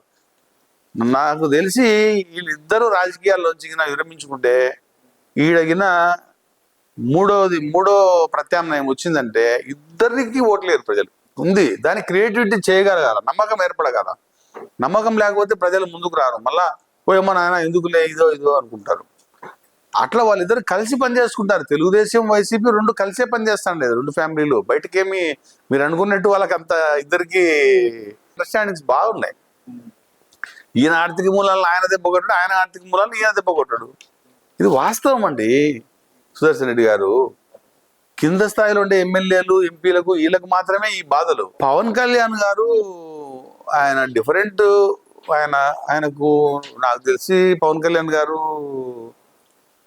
ఇవన్నీ ఆయనకు తెలియకపోవచ్చు. నాకు తెలిసి ఆయన కూడా వాళ్ళ ట్రాప్ లోనే పడ్డాడు, అంతే. ఇద్దరి ట్రాప్ లో పడ్డాడు. నిజంగా చెప్పాలంటే గెండి క్షేత్రము కడప జిల్లాకు ఒక పవిత్రమైనటువంటి పుణ్యక్షేత్రం. ఒక చుట్టూ ఉండే ఒక 8 మండలాలలో ఆయన చూడనోళ్ళు లేరు. కడప జిల్లాలో గెండి క్షేత్రాన్ని సందర్శించిన వాళ్ళు లేరు. కానీ ఇటీవల కాలంలో ఆ పవిత్రత దెబ్బతినిందాడ. ఈ ఎలక్ట్రికల్ విద్యుత్ వైర్లను 3-4 వైర్లు ఆ రూట్లో అక్రమంగా తీసుకెళ్లారు. ఎందుకంటే ఒక రివర్లో నుంచి దాటుకోకూడదు ఎప్పుడు కూడా, పైన కొండలో నుంచి దాటుకోవాలి తప్ప. అది పిలిగ్రిమ్ సెంటరు, ఆంజనేయ స్వామి తోరణం పోతా ఉంది ఆడ. ఇన్ని తెలిసినా కూడా అట్లే పోనిచ్చారు. టవర్లు అన్ని వేశారు. ఆ టవర్లు ఎప్పుడు గాల్లో కొంచెం కొట్టకపోతే ఇన్ని కింద పడితే ఇమీడియట్ గా కొన్ని వేల మంది చచ్చిపోయినా ఆశ్చర్యపోవాల్సిన అవసరం లేదు. అది నాకు పడిందంటే ఎట్లో ఆడ తిన్నాలని జరుగుతుండే ప్రమాదం కొంచెం. ఇది చెప్పాను నేను మా పార్టీ వాళ్ళకి చెప్తే, మనం అధికారంలో ఉన్నాం, మనం ఉద్యోగం చేయకూడదు కదా అంటున్నారు. ఏం చేయాలో నాకు అర్థం కాలే. ఇప్పుడు స్థానిక సమస్యలను కూడా, దేవుని దగ్గర ఉండేటువంటి స్థానిక సమస్యల మీద ఉద్యమం చేయడానికి కూడా పార్టీ అడ్డం వస్తుందంటే ఈ పార్టీ నాకు అవసరమా? నేను మొట్టమొదట తీసుకునేది రేపు అదే. గండి క్షేత్రంలో తప్పనిసరిగా ఆ విద్యుత్ స్తంభాలను, ఆ విద్యుత్ తీగలను తొలగించి కొండ మీద తీసుకుపోతారో కేబుల్ వేసుకుంటారో మీ ఇష్టం. ఆడ మొత్తం మీద మా పవిత్రతను కాపాడాలి. దీని మీద జిల్లా వ్యాప్తంగా ఉద్యమం చేయబోతాడా. తొలి ఉద్యమం నాది అదే. వచ్చే శ్రావణ మాసానికల్లా, రేపు వచ్చే శ్రావణ మాసానికి కల్లా ఆ లైన్లు తీపిచ్చేయాలనే ఆ కోరిక, సంకల్పము నాకు ఆంజనేయ స్వామి ప్రసాదించాలని చెప్పి నేను కోరుకుంటా ఉన్నా. అక్కడ ఉండే మండలాల్లో ఉండే వాళ్ళందరికీ చక్రాపేట మండలం కానీ, వేముల మండలం కానీ, వేంపల్లె మండలం కానీ, వీరపటానిపల్లె మండలం కానీ, పులివెందుల మండలం కానీ, పెళ్లిమర్రి మండలం కానీ, వీళ్ళందరూ ఎక్కువ వస్తారు భక్తులంతా అడిగి. కడప నుంచి కూడా అన్ని సార్ల నుంచి వస్తారు. ఈ మండలాల్లో ఎక్కువ. ఆడ ఏదైనా ఇబ్బంది జరిగితే శ్రావణ మాసాల్లో కొన్ని వేల మంది చచ్చిపోయే అవకాశం ఉంది. అది ఒకటి. రెండోది, సర్ థామస్ మన్రో కలెక్టర్ గారు అడిగి వచ్చినప్పుడు ఆయనకు తోరణం కనిపిస్తే, ఆ తోరణం కనిపిస్తే మరుసటి రోజే చనిపోతారనేది రూల్ ఉంది. సర్ థామస్ మన్రో గారు కూడా గుర్రం మీద అడిగి వచ్చి చూసినప్పుడు ఆయన కనిపిస్తే, నాకు కనిపిస్తుంది మీకు కనిపించలేదా అని అడిగాడంట. ఆ ఫోటోలతో సహా ఉన్నాయి ఇప్పుడు గెండ్లొంగ. ఆయన కనిపించింది, ఇంటికి పోయాడు, చనిపోయాడు వచ్చి. ఎంతో పవిత్రత ఉంది దానికి. అక్కడ శ్రీరామచంద్రుడు స్వయంగా పెట్టిన చెక్కిన విగ్రహం అది. ఆడ పొల్యూషన్ అయిపోయి దాన్ని లైన్లన్నీ వేసి చూసేదానికి ప్రకృతి పరంగా ఎంత ఆహ్లాదకరంగా ఉండే గెండి, ఎట్లా చూసినా తీగలు, పోర్లు, కరెంటు వైర్లు సర్వనాశనం అయిపోయింది. దాని మీద పెద్ద ఉద్యమం చేస్తాడా, ఎంతైనా ఖర్చు కానీ వాళ్ళు తీసేయాలి సెంట్రల్ గవర్నమెంట్ మీద పెద్ద ఉద్యమం చేస్తున్నా. 7 మండలాల నుంచి కూడా కార్యకర్తలు, భక్తులందరూ రావాలని చెప్పి కూడా పిలిపిస్తా తప్పనిసరిగా. ఇది తీపిస్తానంటే అంతేగా, రామచంద్రారెడ్డి అనుకున్నాడు, ఇది సాధిస్తాడు అంతే. దీంతోనే నా మొట్టమొదటి ఉద్యమం ఇదే. తర్వాత నెక్స్ట్ యూరియాకు సంబంధించి తెలంగాణ కానీ ఆంధ్ర కానీ చాలా కొరత ఎదుర్కొంటుంది. కాబట్టి ఈ షార్టేజ్ని ఎట్లా కంప్లీట్ చేస్తారు, మాకు ఎంత కావాలా ఏమైనా దాని మీద ఇంకా స్టడీ చేస్తున్నా నేను. ఎన్ని స్టడీ చేసిన తర్వాత దాని మీద కూడా ఉద్యమం చేపడతా. అదేవిధంగా జిల్లాలో ఉండే ప్రాజెక్టులు, నీటిపారుదల ప్రాజెక్టులు, దాంట్ల మీద ఉద్యమాలు చేయబోతున్నా. అదేవిధంగా ఈ ఫ్యాక్టరీలు, ఏదైతే గవర్నమెంట్ ఫ్యాక్టరీలు ఉన్నాయో ఆ ఫ్యాక్టరీలు దాంట్లో తెరిపియడమా, దాంట్లో కుదరకపోతే కనుక దాంట్లో కాలేజీలు పెట్టడమా. ఈ పొద్దుటూరు ఫ్యాక్టరీలో మెడికల్ కాలేజ్ పెట్టచ్చు, కడప షుగర్ ఫ్యాక్టరీలో అగ్రికల్చరల్ పెట్టచ్చు, నందలూరు కాలేజ్ ఇక్కడ ఇంటర్నేషనల్ స్కూల్ పెట్టచ్చు, ఆ లోకో షెడ్లో ఇంకొకటి ఏదైనా రైల్వే కోచ్ ఫ్యాక్టరీ పెట్టచ్చు. ఏదో ఒకటి చేయండి ఇవన్నీ, లేదంటే దాంట్లో డిస్పోజ్ అన్నా చేయండి. ఎందుకు అట్లే పెట్టుకొని ఏం చేస్తుంటారు అనే దాని మీద కూడా ఫైట్ చేయబోతున్నా. అదేవిధంగా పోలవరం ప్రాజెక్ట్ మీద కూడా తొందరగా కట్టాలని, మిగతా ఉత్తరాంధ్రకు చెందిన ప్రాజెక్టుల మీద, తెలంగాణలో కూడా నాకు బాధ్యత ఉంది. నేను అసలు యాక్చువల్గా తెలంగాణలో నా పూర్వీకులు తెలంగాణ వాళ్ళే, నా రక్తం తెలంగాణలోనే వాళ్ళే ఉన్నారంతా. కాబట్టి నేను ఇక్కడ పుట్టింది ఈడైనా నాకు అన్ని భావాలు కూడా బయట ఒకేలా బహుశా ఆ నుంచి వచ్చింటాయేమో కూడా చెప్పలేను నేను. సో నేను రాబోయే రోజుల్లో ఈ తెలుగు పీపుల్కి, అంటే తెలుగు వాళ్ళనందరినీ ఒక కట్టడి చేసి తెలుగు వాళ్ళందరం కలిసి ఒకటిగా ఉంటే మనం కావాల్సింది సాధించుకోవచ్చు అనే దాన్ని మీద ముందుకు పోవాలని నిర్ణయం తీసుకున్నా. ప్రజా సమస్యలపైన పోరాడడానికి, సొంతంగా ఆలోచించి ఉద్యమాలు చేయడానికి బీజేపీలో అవకాశాలు లేకపోవడం వల్లే తన పార్టీకి రాజీనామా చేస్తున్నానని, త్వరలోనే తెలుగువారు ఏ రాష్ట్రంలో ఉన్నా వారందరి తరపున వారందరిని సంఘటితం చేసి పోరాటాలు నిర్మించడానికి సిద్ధమవుతున్నానని, అనేక పార్టీలు పోరాటాల్లోనే పుట్టుకొచ్చాయని, భవిష్యత్తులో రేపు తాను చేయబోయే పోరాటాల నుంచే ఓ కొత్త పార్టీ పుట్టుకొచ్చినా ఆశ్చర్యపోవాల్సిన అవసరం లేదని మనతో పాటు సింగారెడ్డి రామచంద్రారెడ్డి చెప్తున్నారు.